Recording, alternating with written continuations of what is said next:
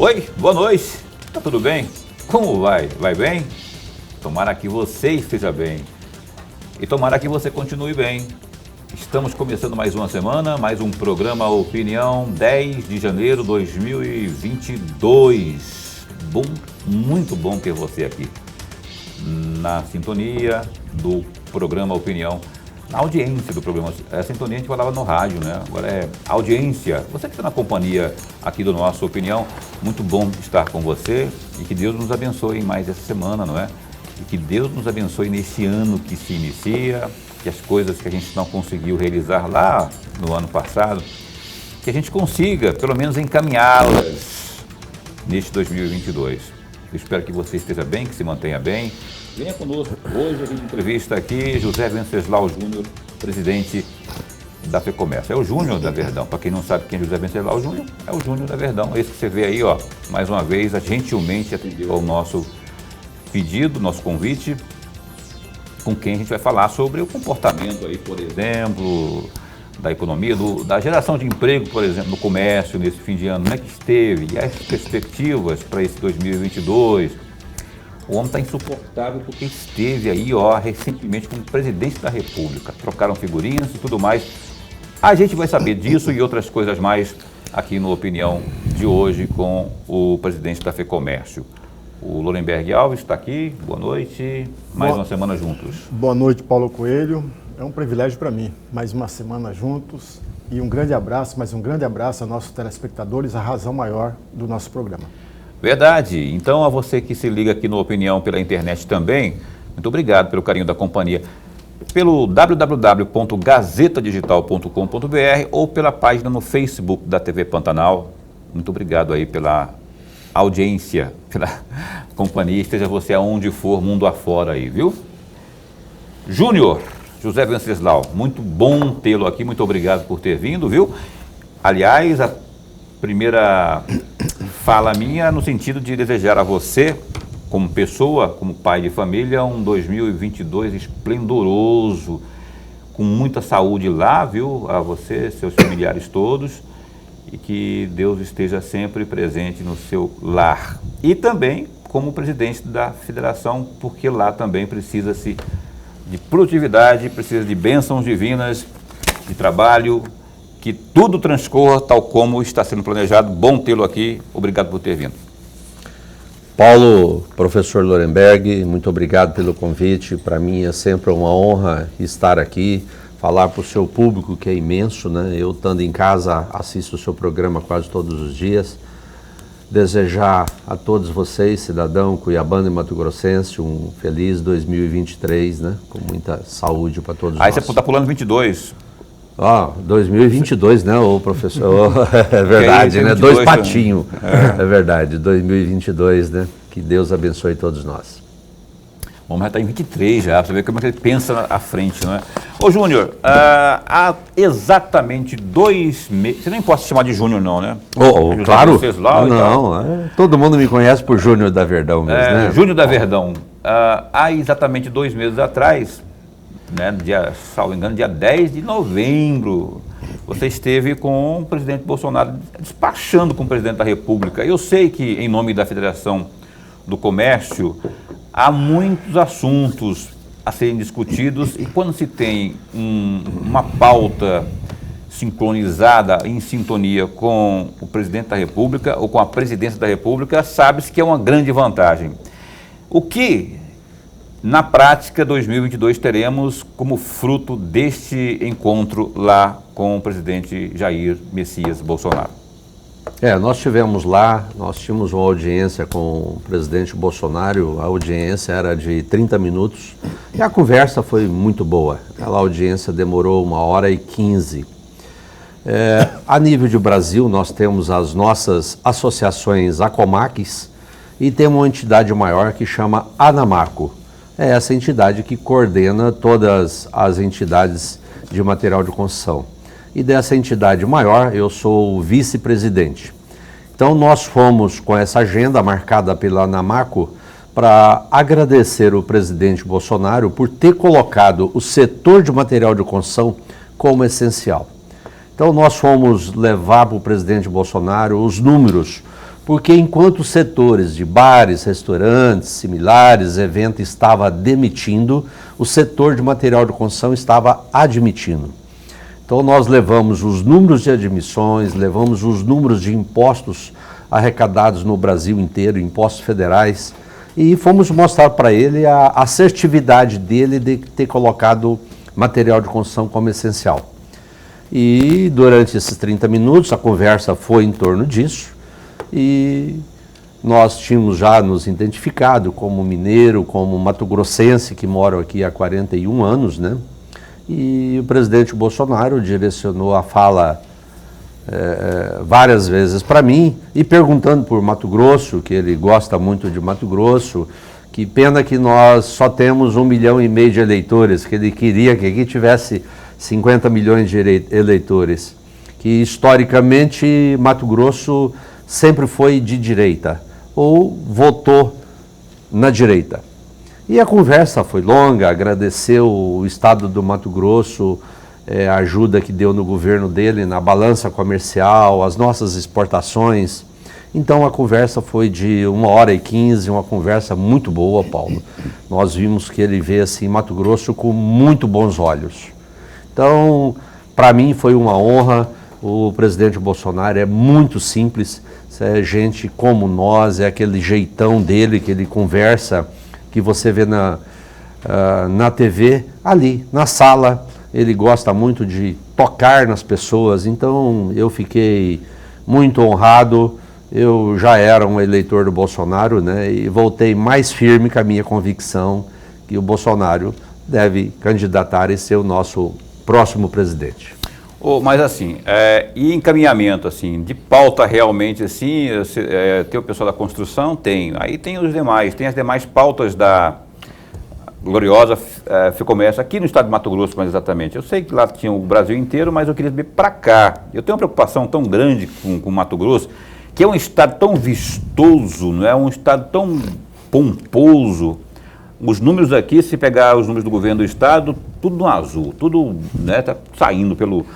E aí a gente só que não queria ver mais indústria, queria ver mais emprego, enfim.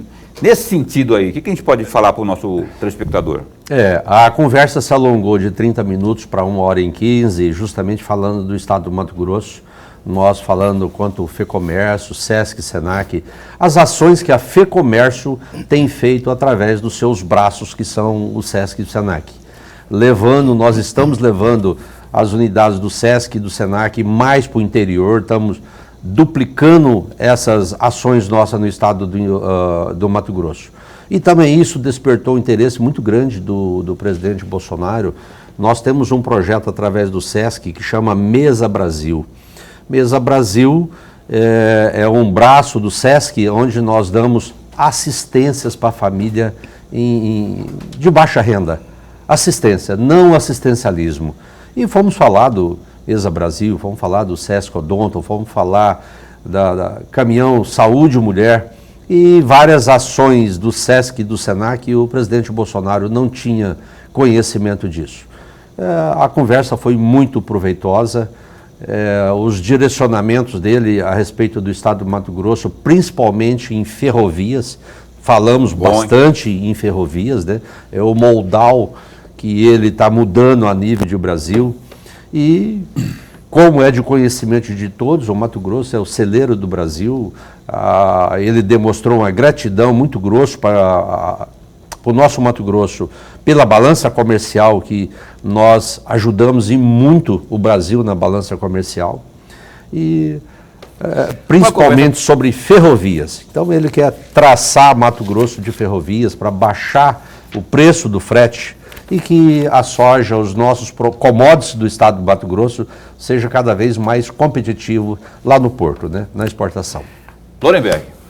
Presidente, antes de mais nada, nossa alegria, nosso prazer e honra de tê-lo mais uma vez aqui.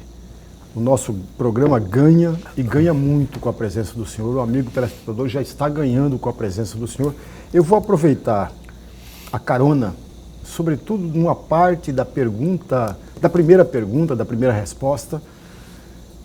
Em 2020, presidente, a FEComércio realizou 2 eventos para os candidatos a prefeito de Cuiabá.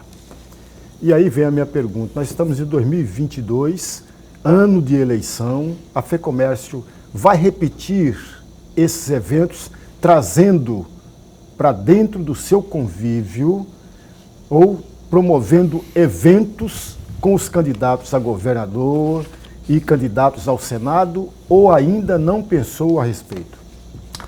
Professor Lorenberg, excelente pergunta. Desde que nós assumimos a FEComércio, a nossa preocupação em dar a grandeza da nossa maior instituição sindical patronal do Estado. Então, logo que nós assumimos, nós já levamos na reeleição, que era o pretenso candidato, o ex-governador Pedro Táxi e o atual Mauro Mendes, nós já fizemos um debate ali.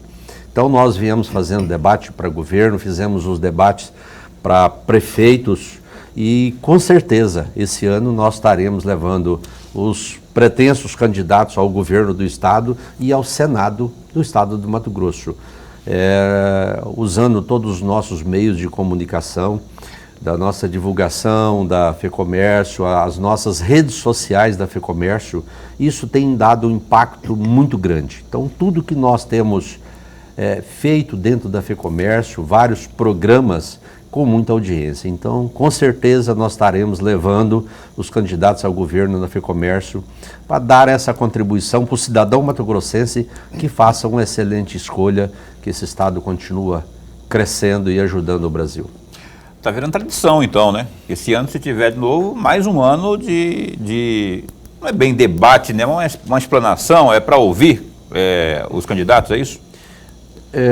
Paulo, nós fazemos um debate, então com as perguntas já pré-agendadas com candidatos e perguntas online com o cidadão mato-grossense.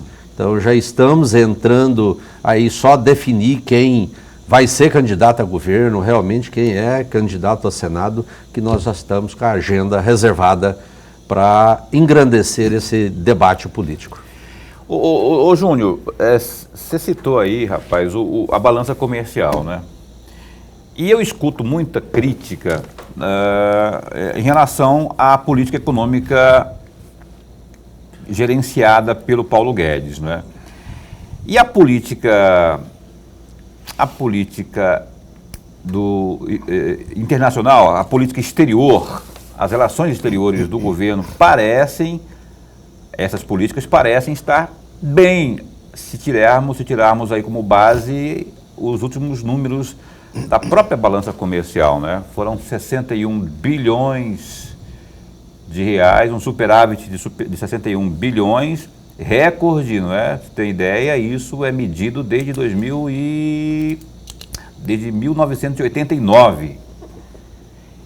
E 2016 tinha havido até então a melhor performance e agora houve esse recorde.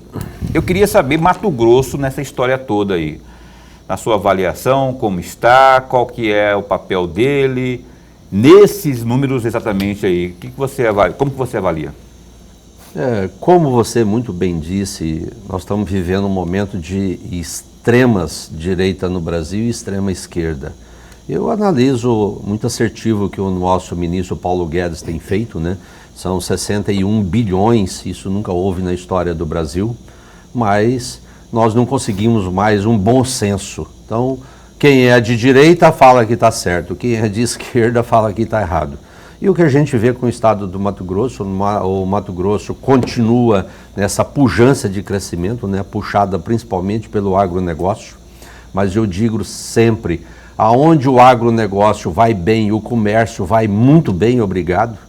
Então nós temos contribuído na balança comercial do Brasil, os números de crescimento do estado do Mato Grosso 2021, parece que nós ficamos em terceiro lugar, né? Primeiro Rondônia, Tocantins e Mato Grosso, né? Com os números fantásticos. E pena que a nossa população é muito pequena, né? 3 milhões e meio ainda. Precisamos que mais brasileiros venham para o estado do Mato Grosso para continuar essa pujança do estado, né? Criando empregos, renda, né? Impostos para o estado. Então, o prognóstico dos próximos anos para o estado do Mato Grosso é muito bom. O agronegócio apenas perdeu para a extração de minério, nesse cálculo que constatou aí esse superávit de 61 bilhões de reais aí da nossa balança comercial. Professor Lorenberg. Presidente, na segunda pergunta que o Paulo fez, falava sobre a indústria. Durante a campanha eleitoral em Várzea Grande de 2020, de acordo com a Folha Max, o senhor teria dito, entre aspas, Várzea Grande deixou de ser industrial há muito tempo. Fecham aspas, o senhor inclusive apoiou o Frical em Várzea Grande. Mas a minha conversa, a minha questão está exatamente na afirmação, deixou de ser industrial há muito tempo. O senhor poderia fazer um pequeno comentário por que Várzea Grande deixou de ser essa cidade industrial e qual é a possibilidade da mesma Várzea Grande voltar a ser uma cidade industrial? Professor, sempre com excelentes perguntas. Realmente isso aconteceu na campanha a prefeito de Várzea Grande e me perguntaram o que eu poderia falar de Várzea Grande. Eu fui muito sincero, eu falei, olha, eu cheguei aqui com 19 anos, em 1980, naquele tempo se dizia, Várzea Grande é a cidade industrial do estado do Mato Grosso. Passaram 41 anos, várias más administração de Várzea Grande. E Várzea Grande hoje é chamada de cidade dormitório. A população trabalha em Cuiabá e à noite retorna para Várzea Grande. Isso é uma realidade, professor, que eu vivi e quem está aqui na mesma época que eu também viveu. Más administrações que houve em Várzea Grande, né? Algumas más administrações, e a pujança do interior do estado do Mato Grosso, que puxou várias indústrias, principalmente ligadas ao agronegócio. Então, Rondonópolis, Primavera, Sorriso, Sinop, né? Lucas do Rio Verde e tantas outras cidades. Várzea Grande perdeu o bonde da história nesses 41 anos.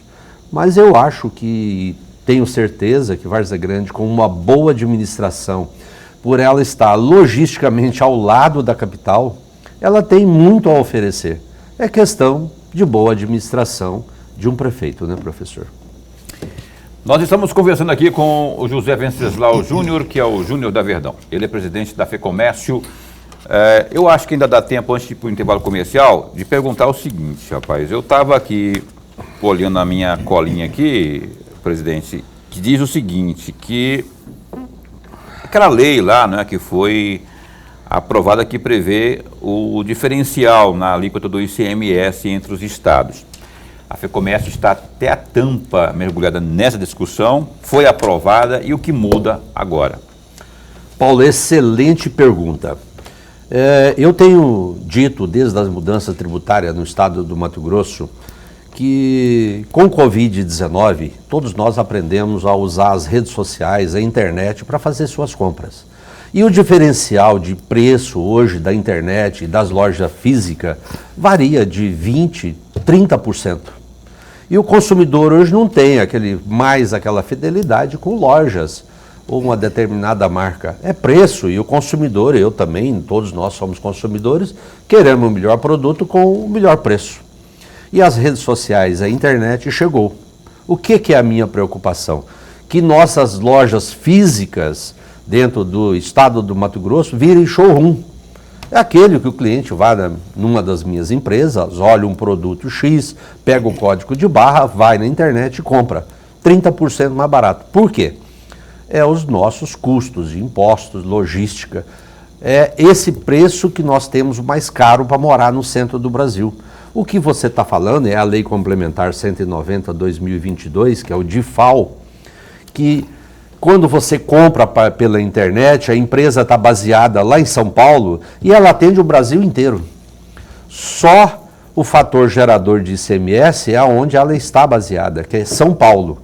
Os compradores, que nós aqui no estado do Mato Grosso somos compradores, não recebemos benefício nenhum. Nós estamos gerando emprego, renda, pagando impostos lá em São Paulo, lá em Minas Gerais, no estado do Rio de Janeiro e em alguns estados da federação. E com esse DIFAL que foi aprovado agora, o estado, da origem da compra, parte desse ICMS é repassado para aqui. Vamos exemplificar então. Eu vou comprar algo pela internet lá no estado de São Paulo. O ICMS eu vou pagar onde? Vai recolher aqui no estado de Mato Grosso então. Perfeito, Paulo. Então você, como consumidor final, você vai comprar uma TV pela internet, entra nesse site e compra uma TV. O ICMS era recolhido só lá em São Paulo. Hoje, quando você compra aqui para o estado do Mato Grosso, 7% vem para o estado do Mato Grosso. Ótimo isso, hein? Então isso é muito bom. Isso também vai gerar impostos aqui dentro do estado do Mato Grosso, vai trazer impostos de outro estado para aqui, vai gerar riqueza para o nosso estado. Então nós, junto com a CNC e outras entidades, trabalhamos firmemente na virada do ano para que fosse aprovado essa lei complementar 190/2022. Amém, que gere empregos também, não é? Com a economia, com o crescimento da economia, mais dinheiro, mais movimentação na economia, mais geração de emprego e renda. É isso, nós vamos interromper aqui, mas vamos já estar de volta. Vamos para o intervalo comercial. Você pode mandar uma pergunta, caso você tenha, nessa área da economia, do comércio, geração de emprego, enfim, do sistema SESC, também, cursos, enfim, o Júnior está aqui para responder aos questionamentos de quem os tiverem. Opinião dá um tempinho só. Ah, tá ali, ó, 99932-2529. Agora sim, a Opinião volta já. Olha só, a Opinião está de volta aqui, hoje entrevistando o José Venceslau Júnior, da FEComércio.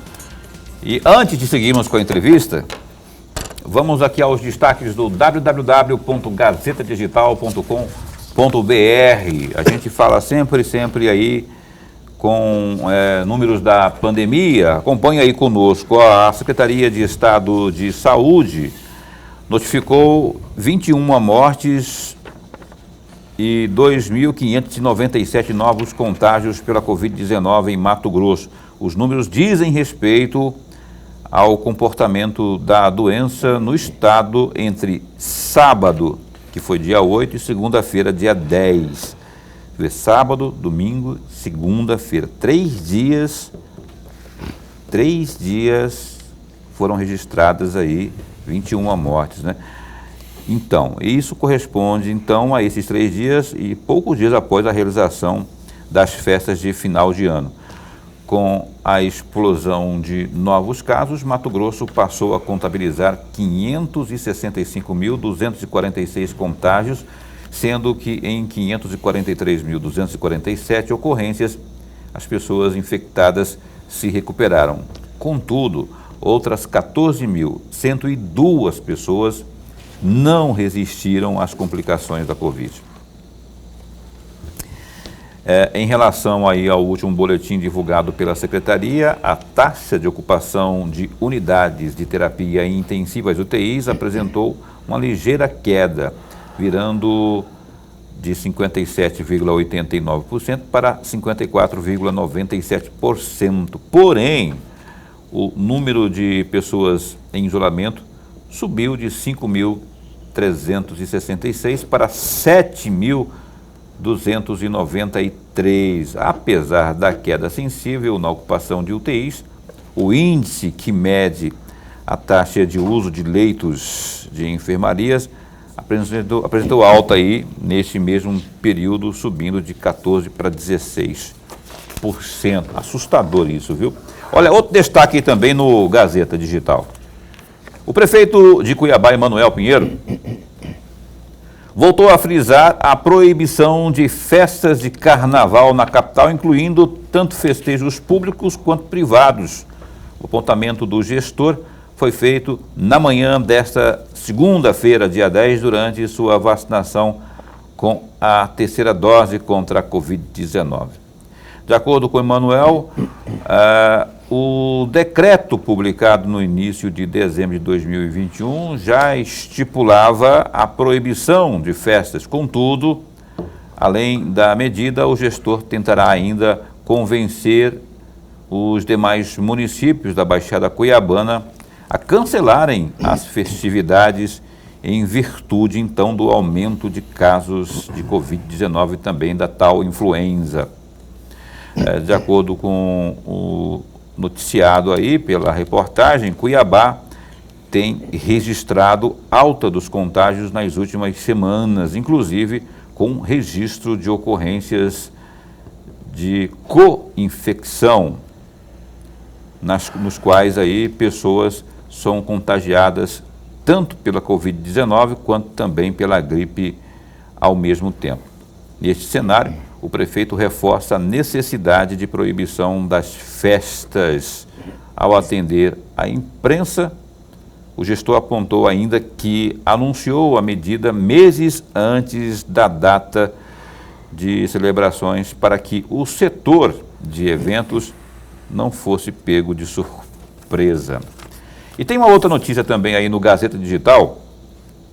O governador Mauro Mendes, do Democratas, publicou um decreto nesta segunda-feira, dia 10, declarando situação de calamidade pública quanto ao impacto dos efeitos da pandemia sobre o preço de mercado dos veículos usados em todo o estado. Na prática, a medida irá evitar o aumento de imposto sobre propriedades de veículos automotores, o chamado IPVA, em 2022. A publicação do decreto número 1249 consta da edição extra do Diário Oficial do Estado e tem validade de 180 dias. Por se tratar aí de ano eleitoral, a medida ainda precisa ser aprovada pela Assembleia Legislativa. Abre aspas aí para o Mauro Mendes. A população ainda se recupera de todo esse impacto financeiro causado pela pandemia e o governo buscou a melhor forma de aliviar o bolso do cidadão mato-grossense para que o IPVA não venha a pesar tanto no orçamento familiar como também esse decreto de calamidade pública sobre o mercado de veículos usados. A Secretaria de Fazenda Cefaz poderá adotar todas as medidas necessárias para, então, fazer o enfrentamento do aumento nos preços dos veículos usados, disse aí o Mauro Mendes. Boa notícia essa aí, não é? Lembeck, você vê essa notícia, bem rapidão, você vê essa notícia aí como providencial realmente? Eu avalio com bons olhos, só que há quem diga ano eleitoral e tudo mais, né?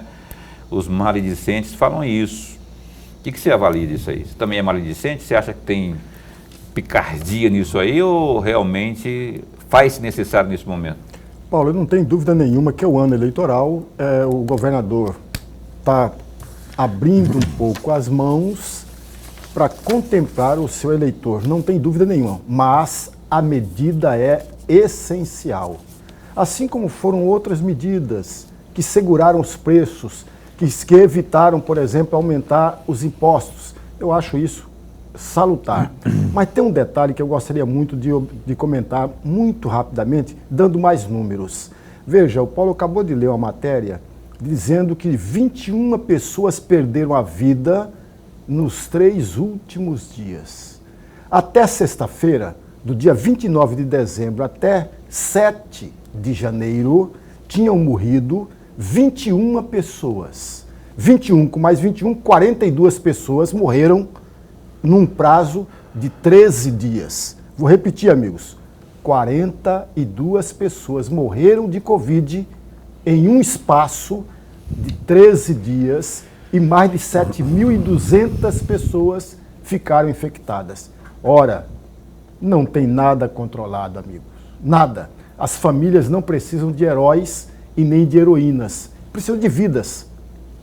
São as vidas que impulsionam as famílias.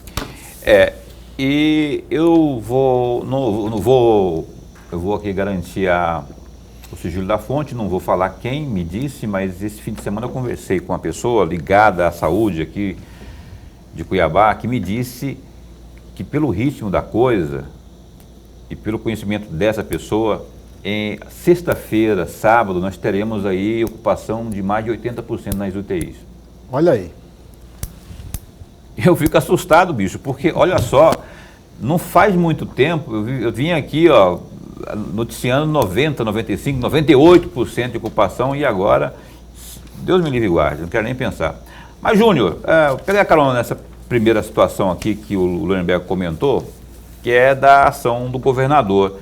Isso não deixa de ser uma boa notícia para o mercado, né? E as pessoas tendo essa informação de que, pelo menos por esse tempo aqui que o governador citou, é importante não atrapalhar, já que se não aumentar, se não vai ajudar, pelo menos não atrapalha, né? Então, desde o final do ano passado, onde o governador lançou um pacote de redução de impostos, principalmente em cima da conta de energia, de telefonia, de combustíveis 1%, de óleo diesel, e agora vem com mais essa assertividade de não reajustar o preço do IPVA. Então isso é mais dinheiro no bolso do consumidor mato-grossense, que já vem debilitado aí de 1 ano e meio, com uma perda de poder aquisitivo de 30% a 40%, que as mercadorias subiram muito, por vários motivos, né? Em função do dólar, em função de falta de produto, em função de aumento de carga tributária. Então, o governador Mauro Mendes, como você disse, Paulo, está com muito dinheiro em caixa, né? 6 bilhões e meio em caixa do Estado, e assertivamente está repassando isso para a população mato-grossense. Aumenta o nosso poder de compra. Continue sempre assim, viu, governador? Pode expandir mais, pode abranger outros impostos aí. Por falar nisso, Júnior, ainda em relação a esse pacote citado por você aí, que muita gente está comemorando, porque só na energia parece que parece que é o maior beneficiado, né, que é o setor o consumidor da energia elétrica. Isso, no frigir dos ovos, vai aquecer em que patamar aqui o nosso comércio, por exemplo?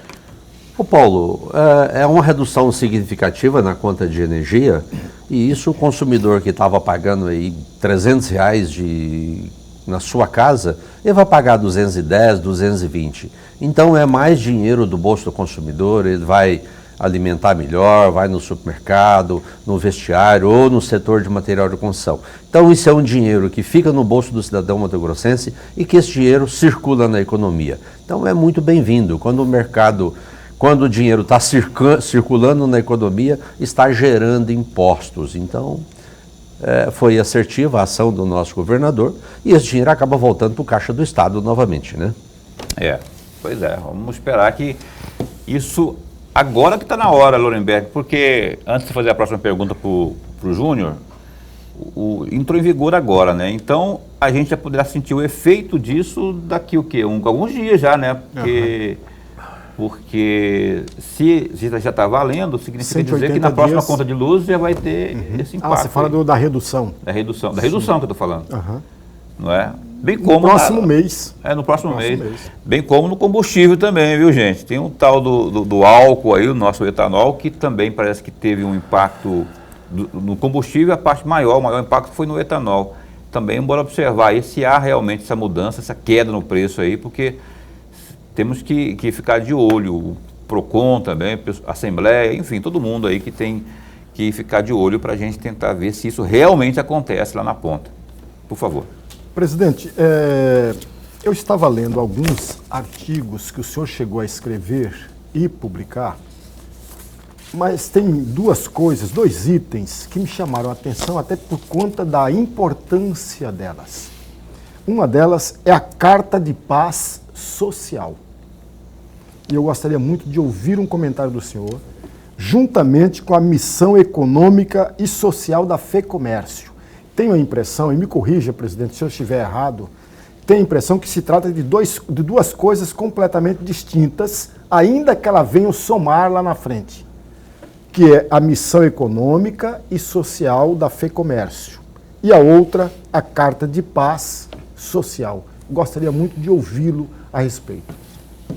Professor Lindenberg, nós temos escrito nossos artigos e realmente nós precisamos... A Carta de Paz Social É essa polarização que nós estamos hoje no Brasil, uma polaridade muito grande, ou você é de direita ou de esquerda, e nós precisamos de bom senso, nós precisamos na política, nas nossas casas, nas nossas empresas, bom senso. Bom senso, ele é salutar em tudo, o bom senso é onde você faz as escolhas certas. E ao segundo artigo...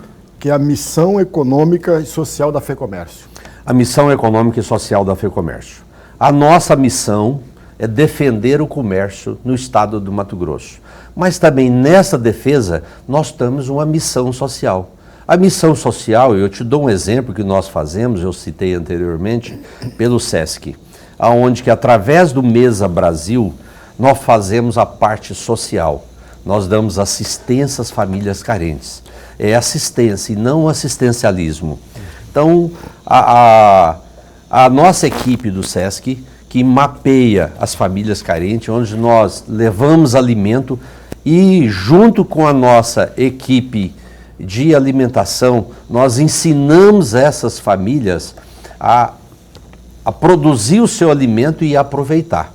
Inclusive, nós aproveitamos, ensinamos as nossas nutricionistas, aproveita as bananas e a casca da banana, a casca da abóbora. Então nós temos que fazer o social e temos que ajudar de fato essas famílias que estão numa linha de pobreza. E não são poucas, né? Então aqui no Mato Grosso ficou famoso no Brasil inteiro da fila dos ossinhos, né?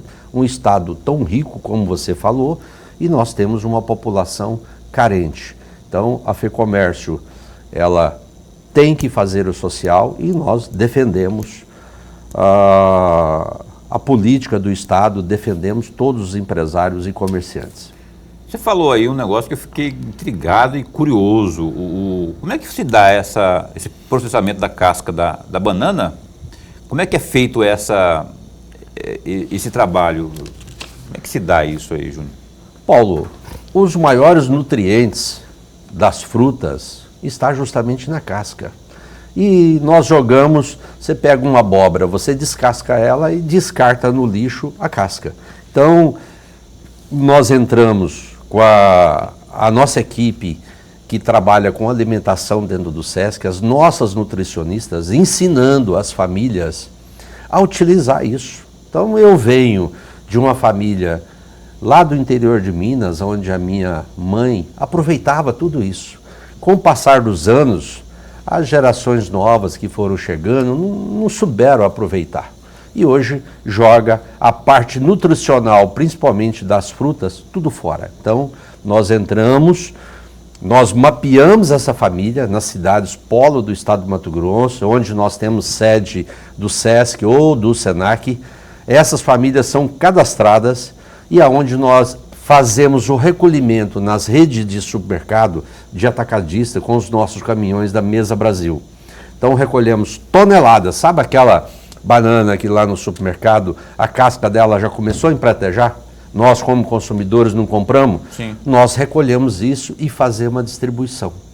Olha só, rapaz. Então chama Mesa Brasil durante... E vira alimento isso aí. Vira alimento, né? Então a nutrição dos alimentos estão principalmente na casca. Nós fazemos doce, fazemos vários processamentos, principalmente daquilo que é descartado. E nós ensinamos essas famílias a aproveitar todo esse alimento e monitorando quando essa família sai da linha de pobreza, o marido arruma um emprego, o filho, nós procuramos outra família. Então, por isso que nós falamos, é assistência. E é diferente de assistencialismo, né, professor? Se for uma rapidinha, cabe nesse bloco aqui. Muito rapidamente, presidente, nenhum dos textos que o senhor escreveu e publicou no site O Documento, no dia 17 de fevereiro de 2021, aproveitando a deixa do senhor aqui, tem um trecho lá, entre aspas, fundada em 9 de fevereiro de 58. Hoje a FEComércio, Mato Grosso, conta com 16 sindicatos filiados das mais diversas cadeias produtivas. Compete à federação administrar as entidades do SENAC e SESC. E aí vem a minha pequena provocação, e a provocação sempre no bom sentido. A medida provisória 932 de 2020, presidente, mandada pelo governo Bolsonaro para o Congresso, falava em diminuir em 50% do dinheiro das entidades do Sistema S. E imediatamente depois que foi aplaudido no Ministério da Economia por algumas secretarias, o presidente vai lá e veta o artigo que diminui 50% o dinheiro do Sistema S. E aí a minha provocação, sempre no bom sentido, presidente, qual é a avaliação que o senhor faz a respeito desta medida provisória? O senhor acha necessário ou o senhor acha não necessário? O senhor acha que o presidente agiu corretamente? Professor Lorenberg, o senhor sempre com perguntas pertinentes. Nós temos que deixar bem claro para a população, às vezes quando a gente fala de SESC e SENAC, falar que vem dinheiro público. Não tem um centavo de dinheiro público. Eu, como empresário, quando recolho no final do mês os encargos sociais da folha de pagamento dos colaboradores da minha empresa, em cima desses encargos, nós recolhemos 1,5% para o SESC e 1% para o SENAC. Na indústria é a mesma coisa, na agricultura é a mesma coisa. Então, a sobrevivência da FEComércio, SESC e SENAC é em dinheiro que o empresário recolhe. Nós pagamos. Então, quando o presidente Bolsonaro editou essa medida, querendo cortar dinheiro do sistema, o que eu penso que iria acontecer é que esse 1,5% que nós recolhemos para o SESC deveria diminuir para 0,75%. E aconteceu durante a pandemia, houve um corte por 90 dias de 50% do repasse do dinheiro do SESC e do SENAC. E depois voltou ao normal. Então é importante que a gente deixe claro, às vezes a população acha que SESC e SENAC é uma entidade pública. Ela é privada. O dinheiro que mantém essas duas entidades, ela é 100% da iniciativa privada. Quando nós recolhemos os nossos impostos da folha de pagamento, é repassado esses dois valores que eu disse para essas entidades, professor. Ok, o programa Opinião dá mais um tempinho aqui, vamos para o intervalo comercial e a gente volta já já, um instante só. Então, aqui o programa Opinião retoma a conversa com o José Venceslau Júnior, tão chiadeira aqui nesse ponto aqui, quero baixar aqui um pouco, tá? O Júnior tá aqui no intervalo, falava de uma tal de carreta que tem lá na FEComércio para atender a saúde da mulher, e eu fiquei curioso, ele não falou isso no ar ainda, mas vai falar agora, porque eu preciso saber como que funciona isso aí, para tomografia, o que é isso? Para atender em que sentido a saúde da mulher? Paulo e professor, né? Através do SESC e do SENAC, nós levamos tratamento de saúde para a população do estado do Mato Grosso toda. Um tratamento de saúde gratuito. O que é? Um caminhão? É uma carreta mesmo? Nós temos uma carreta, chama SESC Odonto, com 5 gabinetes odontológicos. Então, nós acertamos com os prefeitos do interior, procuramos sempre aquelas cidades que no passado foram a pujança do estado do Mato Grosso, que era Diamante e Ouro, e hoje são os municípios que estão os mais pobres do estado do Mato Grosso. Então, o que nós precisamos da prefeitura? Normalmente um posto de saúde com energia trifásica e segurança. Nós encostamos essa carreta SESC Odonto ali e fazemos um tratamento bucal de toda a população da cidade. Então, essa carreta, eu faço o mapa anual, parceria com a prefeitura. Durante o período da pandemia, essa carreta ficou estacionada, porque o maior índice de contaminação do Covid-19 era justamente pela boca. Então, nós passamos a tratar aqui em Cuiabá, nós temos aqui os nossos gabinetes odontológicos, são 17 ali no centro, tratava as pessoas só com dor aguda de dente, canal e etc. E também nós temos outra carreta que chama Saúde Mulher. Essa carreta Saúde Mulher, ela também roda o estado inteiro, fazendo a mamografia e o exame Papa Nicolau. Atendemos a população carente do estado do Mato Grosso, mais ou menos no mesmo trajeto que nós fazemos o SESC Odonto. Aquelas cidades que no passado foram a pujança e hoje são cidades carentes. Mamografia, não tomografia como eu havia entendido, tá? E é importantíssimo isso, é o social, né? Isso, assim, é fazer o social, levar o social até as pessoas que realmente precisam. Professor. Presidente, eu gostaria muito de uma reflexão do senhor a respeito de um trecho. Você está pedindo reflexão o tempo todo hoje, né? Pois é, há um trecho de um texto que o senhor escreveu no dia 30 de março de 2020, a responsabilidade social do comércio. O senhor escreveu lá, entre aspas, hoje o Brasil e grande parte dos países vivem sob a dura sombra de uma crise econômica sem precedentes, provocada pela disseminação global do novo coronavírus. O mundo entrou em quarentena, a população acompanhou perplexa o fechamento temporário de empresas em todos os segmentos. As ruas praticamente vazias ficaram sem seu comércio, sem seus consumidores e sem seus trabalhadores. Eu tinha 3 perguntas, o senhor já respondeu uma em blocos anteriores, portanto vou fazer 2 só. A primeira, o senhor escreveu: o Brasil vive sob a dura sombra de uma crise econômica provocada pela pandemia. E eu pergunto ao senhor, foi provocada pela pandemia ou foi acelerada, foi agravada pela pandemia, uma vez que nós já estávamos em crise?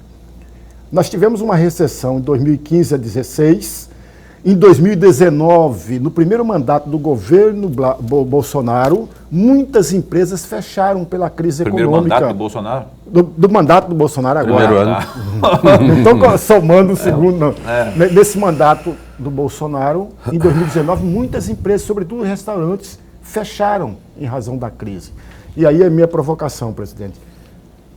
A pandemia provocou a crise ou ela agravou a crise que já existia? E uma segunda questão, já emendando, o senhor falou em fechamento temporário de empresas. Isso é verdadeiro, claro. Mas aí vem a minha pergunta. Não ocorreu o fechamento definitivo de empresas em 2019, presidente? Professor, como o senhor muito bem disse, a gente já veio de várias crises no Brasil. Então vamos lembrar lá que no final do governo Dilma, nós estávamos numa crise institucional muito grande no Brasil e o comércio todo, ele sentia isso. Veio o governo Temer, algumas medidas, principalmente trabalhista, foi adotada no governo Temer, e aí veio o governo Bolsonaro, onde que todos nós, empresários, comerciantes, cidadãos brasileiros, estávamos esperançosos no novo governo que prometia e prometeu acabar com a corrupção, incentiva a iniciativa privada, e isso começou a engatinhar no primeiro ano do governo Bolsonaro. E aí, como o senhor muito bem disse, lá em março de 2020 aparece o Covid-19 aqui no Brasil. Porque o Covid já apareceu no final de 2019, lá na Europa, a gente não acreditava que isso chegava, teve o carnaval aqui no Brasil. Então, o Covid, ele agravou a crise que ela já existia. Então, principalmente para o comércio, ruas vazias, lojas fechadas. Então, foi um período tenebroso que nós passamos em 2020.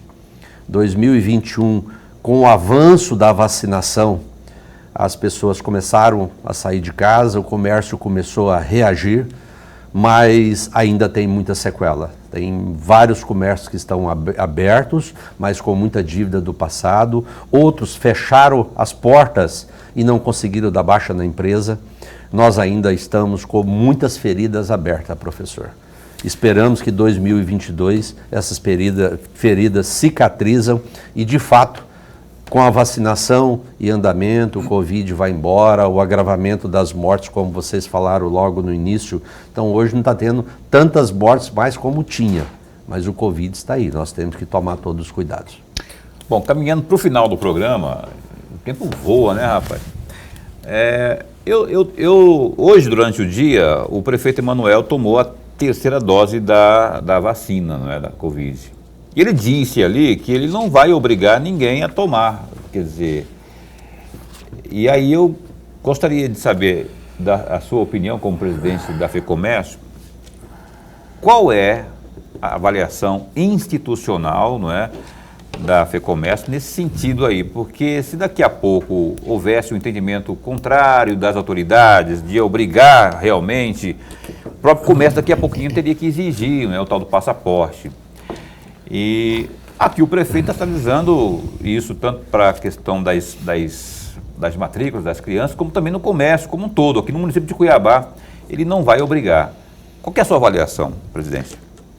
Paulo, obrigado pela pergunta, né? Ano passado nós tivemos com o prefeito Emanuel Pinheiro, sempre tem dito que o nosso prefeito tem ouvido as entidades representativas e nós tivemos com o prefeito para alguns pedidos, dentre eles do feriado de 20 de novembro, dia 8 de dezembro, para que não fosse as empresas fechadas, que fosse facultativo, que o comércio já vinha muito debilitado, nós não poderíamos fechar. E o prefeito atentamente nos atendeu e determinou que seria facultativo, o comércio abriu, os colaboradores que trabalharam receberam hora extra, venderam, ganharam a comissão e colocaram o dinheiro no bolso. E também ali nós fizemos um pedido para o Réveillon, que não tivesse um Réveillon público, mas os Réveillons particulares, as festas particulares, e que passasse essa responsabilidade de fiscalizar a vacina, quem vacinou Covid ou o exame do PCR, para as empresas que promovesse. Até citamos o exemplo, os jogos de futebol que aconteceu na Arena Pantanal. A empresa que promoveu era a responsabilidade, porque o poder público não dá conta de fiscalizar. E também o prefeito liberou, e lá ele já adiantou, como ele falou, que ele estaria proibindo ou não colocaria dinheiro em carnaval. E nós também apoiamos o prefeito Emanuel Pinheiro. Nós devemos saltar 2021 sem festas de rua, sem festa de carnaval. A prova está aí, o grande aumento de Covid e a influenza que chegou agora, essa gripe que está derrubando muita gente. Então nós apoiamos. A nossa entidade, os sindicatos filiados, aprova que não tenha dinheiro público nas cidades incentivando o carnaval de rua. Pois é, mas a exigência e partindo do próprio poder público, a obrigatoriedade de se vacinar, você acha que essa lutar, eu acho que até respondeu mais ou menos isso agora nessa resposta sua, mas eu queria que ficasse bem clara a posição da FEComércio em relação a isso, não é? Porque estamos vivendo um momento tenso, onde está dividindo, inclusive, politizaram a conversa toda, né? Dividindo opiniões aí, se exige-se ou não se exige o tal do passaporte aí. E se isso virar lei, daqui a pouco... Ô Paulo, historicamente a vacina aumentou a população do mundo, salvando desde os primórdios do tempo e do início da vacina. Eu, semana passada, tomei a minha terceira dose da Pfizer, e a vacinação tem mostrado os índices de mortes no país. Então nós somos favoráveis à vacinação. Respeito àquele que não quer ser vacinado, a lei protege o direito do cidadão. Mas em função de um cidadão, nós não podemos prejudicar uma população toda. Entendi. Então eu acho que dentro de eventos, as empresas que promoverem esse evento têm que exigir, sim, o comprovante de vacinação ou o PCR que essa pessoa não está com Covid para não propagar. Lá na FEComércio está exigindo ou não? Nós também estávamos de férias e agora estamos exigindo que todos os colaboradores apresentem o atestado de vacinação. Eu dei o exemplo que eu tomei a minha terceira dose semana passada. Na Verdão também? Também. Ok. Professor, uma última pergunta aí, bem rapidinho. Mas muito rapidamente, presidente, o senhor falava agora há pouco da questão trabalhista. A reforma trabalhista ajudou até que ponto? Professor, para o comércio, para as empresas, a reforma trabalhista foi um alívio, porque você vivia coagido o tempo inteiro. Quando você fazia um desligamento de um colaborador, ele procurava um escritório de advocacia e colocava ali inverdades. A empresa teria que contratar um advogado e derrubar essas inverdades. A partir da reforma trabalhista, essas inverdades acabaram. Então, a lei trabalhista continua, os doutores advogados para defender aquele colaborador que se acha injustiçado, está aí. Mas aquele que mentir, falar em verdades, ele é penalizado. Então, Então ajudou e muito todos os comerciários, todos os empresários do Brasil todo. José Venceslau Júnior, uma perguntinha cuja resposta tem 30 segundos. Aqui esteve, acho que foi Neri Geller, quem que esteve aqui? Não foi o Carlos Fábio, quem foi que falou aqui? Ó, o Júnior do Everdão é um nome que a gente está, inclusive, é um desses aí. Você vai disputar alguma coisa desse ano? Professor, eu sou filiado ao partido... Professor eu também sou, pode ser chamado também. Eu sou professor, eu sou afiliado ao partido do Carlos Fávaro, nosso PSD, senador, então. né? Sou PSD, sou afiliado, né? Participo de algumas demandas ou projetos do partido, mas eu não sou candidato a cargo nenhum. Certeza? Absoluta. Rapaz do céu. Olha, José Venceslau Júnior, muito obrigado por ter vindo aqui, tá? Falando pela FEComércio, é muito bom quando ele vem aqui, porque tem muitas informações excelentes para esse setor e para o nosso telespectador. Muito obrigado por ter vindo. Um ano esplendoroso mais uma vez para vocês, viu? Obrigado, agradeço ao convite e sempre que me convidarem eu estarei aqui. Obrigado a todos, um excelente 2022 com muita saúde e prosperidade para todos nós cidadãos mato-grossenses. Eu quero agradecer também a Andréia Sversut, minha colega jornalista também, assessora de imprensa. Obrigado pela força aí, viu? Feliz ano novo para você também, para a família inteira, para o seu irmão lá do interior também.